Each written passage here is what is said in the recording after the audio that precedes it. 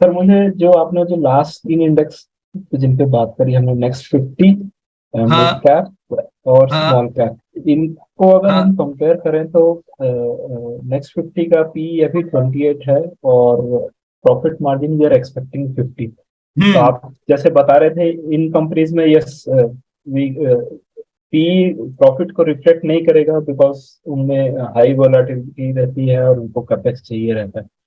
हम्म। But अगर हम mid cap और स्मॉल कैप में देखें तो इनका पी भी ऑलमोस्ट सिमिलर ही है। तो हमें क्या इनमें थोड़ा एग्रेसिव होना चाहिए क्या? अभी जैसे आप बता रहे हैं कि इस साल अच्छा हम्म। ग्रोथ रहेगा, and now we are at a breakout level, and we expect right. Good growth in Indian economy.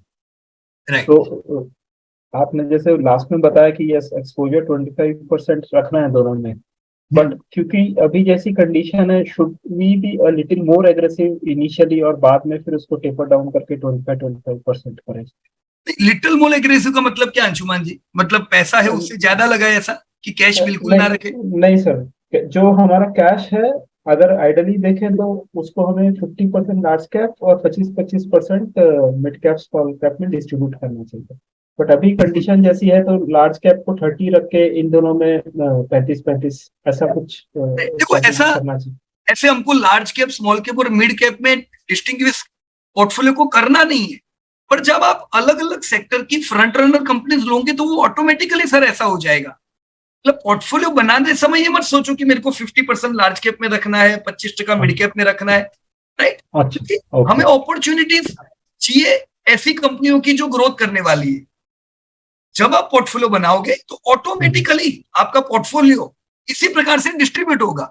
Right. जैसे देखो मैं उदाहरण देता हूं, अभी आपको अम्यूजमेंट पार्क की कोई कंपनी में डालना है, तो आपके पास लार्ज कैप है ही नहीं, मिड कैप है ही नहीं, ये तो अल्ट्रा स्मॉल कैप है। राइट। पर हम वहीं पे डालेंगे। राइट। सिमिलरली ऐसे कई सेक्टर है जहां पे आपके पास लार्ज कैप अपॉर्चुनिटी नहीं है, तो कोई चिंता की बात नहीं है, वो जो स्मॉल और मिड है वो भी कल लार्ज बनेगी, हमको पैसा वहां पे डालना है। राइट। ये प्लानिंग आपका ऑटोमेटिकली होना चाहिए। ऐसा नहीं करो कि मैं इतना डालूंगा। राइट।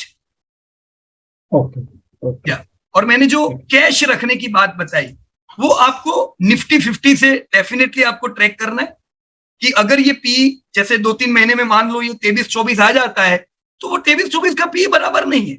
मतलब वो समय पे अपने को थोड़ा कैश रखना पड़ेगा, क्योंकि ये प्रॉफिट से बहुत ज्यादा आगे निकल जाएगा। ओके, तो सेल्स, प्रॉफिट और पी, ये तीनों चीज मैच होनी चाहिए। उस समय जब वो पी ज्यादा निकलेगा तो करेक्शन आएगा, उस समय तो कैश रहेगा तो we can take P them. है ना अंशुमान भाई, 35 आ जाए तो भी करेक्शन नहीं आएगी। P okay. करेक्शन कब आता है पता है?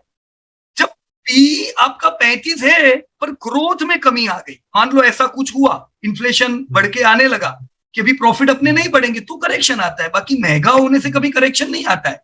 पर हमें एडवांस में तैयारी रखने की, जैसा महंगा होता जाए हम थोड़ा थोड़ा प्रॉफिट बुकिंग भी वहां पे करें, ताकि कोई अपॉर्चुनिटी मिले तो हमारे पास पैसे भी रहे। इसका मतलब ये नहीं है कि महंगे बाजार गिरते ही है।